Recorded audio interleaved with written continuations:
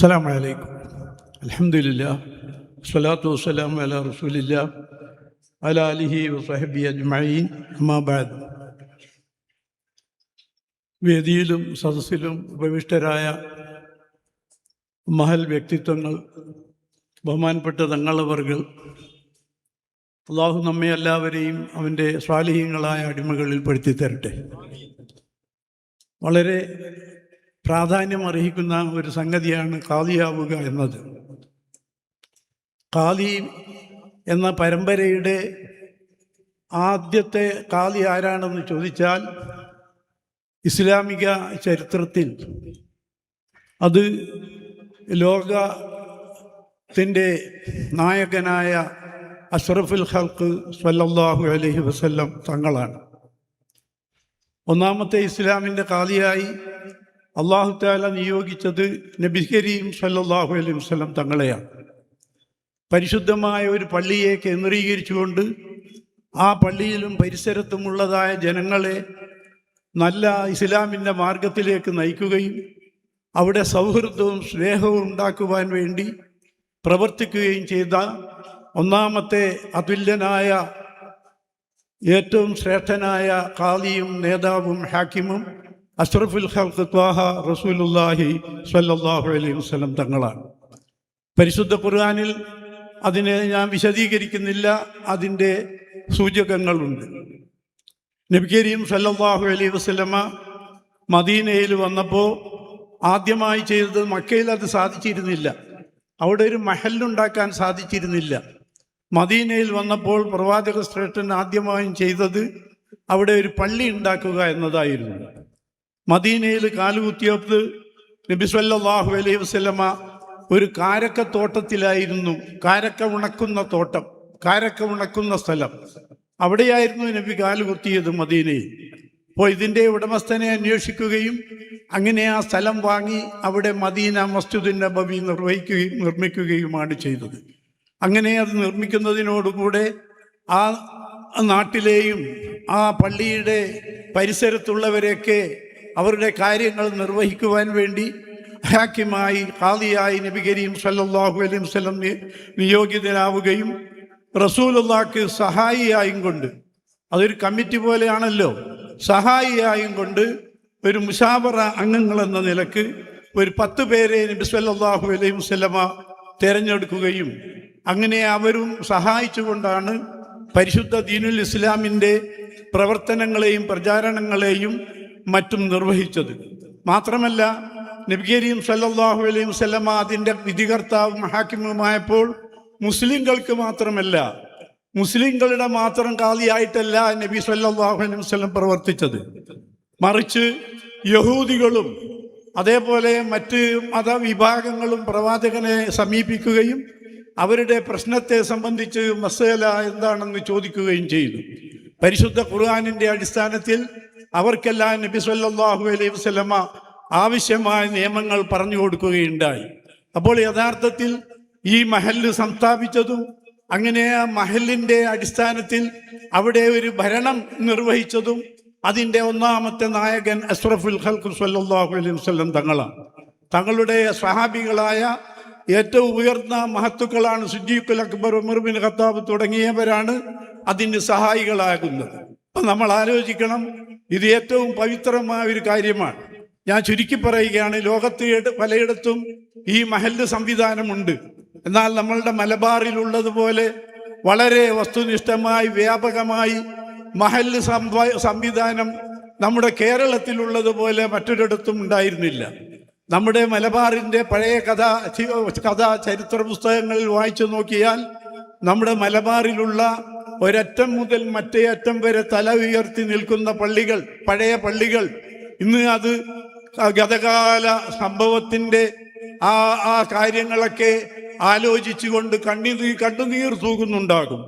അത്രയും വളരെ വലിയ അഭിമാന സ്തംഭങ്ങളായ ഒരു ഭാഗത്ത് നിന്ന് ഒരു കേരളത്തിൻ്റെ ഒരറ്റം മുതൽ മറ്റേ അറ്റം വരെ ഒരുപാട് പള്ളികൾ തല ഉയർത്തി നിൽക്കുന്നുണ്ട്. ആ പള്ളികളെ കേന്ദ്രീകരിച്ചുകൊണ്ട് ആ സ്ഥലത്ത് ഹുക്കുമ് നടത്തിയത്, കാര്യങ്ങൾ നിർവഹിച്ചത് ഖാദിമാരായിരുന്നു. അന്ന് മുസ്ലിങ്ങൾക്ക് കോടതിയെ സമീപിച്ചിരുന്നില്ല. മറ്റ് ഭൗതികമായ സംഘടനകളെ സമീപിച്ചില്ല. മുസ്ലിങ്ങളുടെ പ്രശ്നങ്ങൾ പരിഹരിക്കാനും അവർക്ക് ആവശ്യമായ ഗതിവിഗതികൾ നിയന്ത്രിച്ചു കൊടുക്കാനും അവരുടെ നല്ല ജീവിതത്തിന് വേണ്ടിയുള്ള കാര്യങ്ങൾ നിർവഹിച്ചു കൊടുക്കാനും ഖാലി മഹലിലെ ഖാലിയായിരുന്നു. ഖാലിയെയാണ് എല്ലാവരും സമീപിച്ചിരുന്നത്. ഒരറ്റം മുതൽ മറ്റേ അറ്റം വരെ കേരളത്തിൽ അങ്ങനെയായിരുന്നു. ഓരോ വലിയ പള്ളികളും കേന്ദ്രീകരിച്ചുകൊണ്ട് അവിടെ വലിയ പണ്ഡിതനായ അതേപോലെ മാതൃകാപര്യനായ ഒരു മഹാനായിരിക്കും ഖാദിയാവുക. അദ്ദേഹത്തിന്റെ ചൊൽപ്പടി നിർദ്ദേശമനുസരിച്ചാണ് ആ പ്രദേശത്തെ മുസ്ലിങ്ങളെല്ലാം അന്ന് ജീവിച്ചിരുന്നത്. അന്ന് പ്രശ്നങ്ങളില്ല, പ്രതിസന്ധികളില്ല. അവരുടെ ഇടയിൽ എന്തെങ്കിലും ഉണ്ടെങ്കിൽ ആ ഖാദിയാരുടെ ആലോചന അനുസരിച്ച് അവരുടെ നിർദ്ദേശമനുസരിച്ച് അവർ ജീവിച്ചിരുന്നു.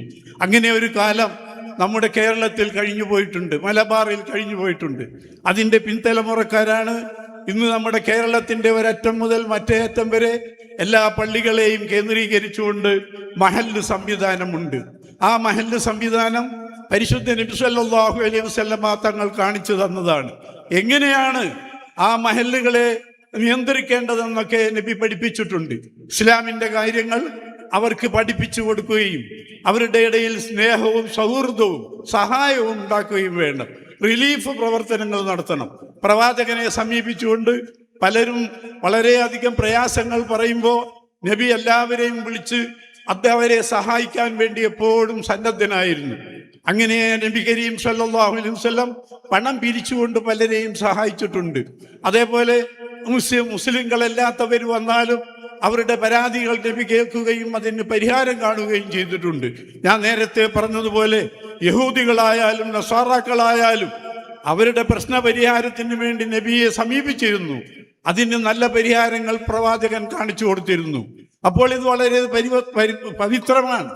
ഒരു മഹല്ലിൽ ഖാലി അവരോധിതനാവുക, അതേപോലെ അവിടെ അതിനൊരു കമ്മിറ്റിയും പ്രസിഡന്റും സെക്രട്ടറിയും ഒക്കെ ഉണ്ടാവുക എന്ന് പറഞ്ഞാൽ ഏറ്റവും അധികം പുണ്യകരമായ സംഗതികളാണ്. കാരണം നമ്മളുടെ ഈ ഭാരവാഹികളെ, പ്രസിഡന്റ് സെക്രട്ടറിമാരെയൊക്കെ നമ്മൾ ബഹുമാനിക്കണം, ആദരിക്കണം. കാരണം അവരിയ്ക്കുന്ന കസേരകൾ ബഹുമാനപ്പെട്ട ഉമർ ബിൻ ഖത്താബും അബൂബക്കർ സിദ്ദീഖുമൊക്കെ ഇരുന്ന കസേരകളാണ്. അപ്പോൾ ഇസ്ലാമിൻ്റെ യഥാർത്ഥമായ സുന്നത്ത് ജമാഅത്തിന്റെ നബിയും സഹാബത്തും എന്തിവിടെ കാണിച്ചു തന്നിട്ടുണ്ടോ അതൊക്കെ വിവരിച്ചു കൊടുക്കേണ്ടതും ആ നിലയിൽ പ്രവർത്തിക്കേണ്ടതുമെല്ലാം ബഹുമാനപ്പെട്ട ഓരോ മഹല്ലത്തിൻ്റെയും മഹല്ലത്ത് കമ്മിറ്റിയുടെയും ഭാരവാഹികളുടെയൊക്കെ നിർബന്ധമായ സംഗതിയാണ്. മാത്രമല്ല, അങ്ങനെ അവരെന്തെങ്കിലും തീരുമാനിച്ച് നമ്മളോട് ജനങ്ങളോട് പറഞ്ഞാൽ ആ ജനങ്ങളെല്ലാം നബിയുടെയും സുവർണ ഇസ്ലാമിൻ്റെ കാലഘട്ടങ്ങളിലുള്ളവരുടെയൊക്കെ അവരെ എന്താക്കിയിരുന്നു, സ്വീകരിച്ചിരുന്നു. അള്ളാഹു പരിശുദ്ധ ഖുർആനിൽ ഞാൻ വിശദീകരിക്കുന്നില്ല, ഖുർആനിലൂടെ ഹദീസിലൂടെ അങ്ങനെ അവരെന്തെങ്കിലും നിർദ്ദേശങ്ങൾ നൽകിയാൽ പ്രവാചകനോ അതേപോലെ സഹാബാക്കളിൽ നിന്നോ അത്തരം നിർദ്ദേശങ്ങൾ ഉണ്ടാകുമ്പോൾ എല്ലാവരും അത് പാലിക്കേണ്ടതാണ്. അതേപോലെ അള്ളാഹുവിനെ എന്നതുപോലെ ഭരണകർത്താക്കളെയും അനുസരിക്കേണ്ടതാണ് എന്നൊക്കെ പരിശുദ്ധ ഖുർആനിലുണ്ട്. അപ്പോൾ ഇത് ഇസ്ലാമികമായ ഒരു കാര്യമാണ്, വെറും വളരെയധികം പുണ്യം ലഭിക്കുന്ന കാര്യമാണ്. അതുകൊണ്ട് ബഹുമാനപ്പെട്ട മഹാനായ ഒരു ഖാദിയെ നമ്മൾക്ക് ലഭിച്ചിരിക്കുകയാണ്. അദ്ദേഹം വലിയ പ്രസിദ്ധി ആർജിച്ചയാളാണ്. സമസ്ത കേരള ജമിയത്തുൽ ഉലമയുടെ 11,000-ലധികം മദ്രസകളെ നിയന്ത്രിക്കുന്ന ഏറ്റവും വലിയ നമ്മുടെ നാട്ടിലെ കമ്മിറ്റിയുടെ ഒരു എക്സിക്യൂട്ടീവ് വളരെ പ്രവർത്തകനാണ് ബഹുമാനപ്പെട്ട തങ്ങളവറുകൾ.